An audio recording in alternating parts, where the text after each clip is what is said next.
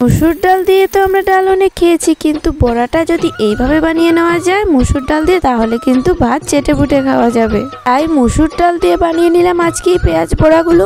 তো দেখো প্রথমে আমি কি করেছি। প্রথমে মুসুর ডালকে ভালো করে ধুয়ে নিয়েছি এবং 15 থেকে 20 মিনিটের মতো ভিজিয়ে রেখেছিলাম। তারপর মুসুর ডালগুলোকে গ্রেন্ড করে নিয়েছি। তারপর এতে পেঁয়াজ, কাঁচা লঙ্কা, ধনে পাতা, লেবু পাতা, হলুদ, লবণ, জিরে আর চালের গুঁড়ো দিয়ে ভালো করে হাত দিয়ে চটকে চটকে মেখে এবার এইভাবে গরম তেলে হাতের সাহায্যে বড়াগুলো দিয়ে দিলাম গরম তেলে। এবার খুবই কম আঁচে হালকাভাবে ভেজে নেব এই বড়াগুলো। কিছুটা ব্রাউন কালার করলে তুলে নেব। এই বড়াগুলো কিন্তু গরম ভাতের সাথেই বলো আর ঠান্ডা পান্তা ভাতের সাথেই বলো অনেকটাই কিন্তু ভালো লাগে খেতে। আর রেডি হয়ে গেল পেঁয়াজ দিয়ে মুসুর ডালের বড়া। এই রেসিপিটা কিন্তু আমার অনেকটা বেশি ভালো লাগে। তোমরাও একবার ট্রাই করো, আশা করছি অনেক ভালো লাগবে।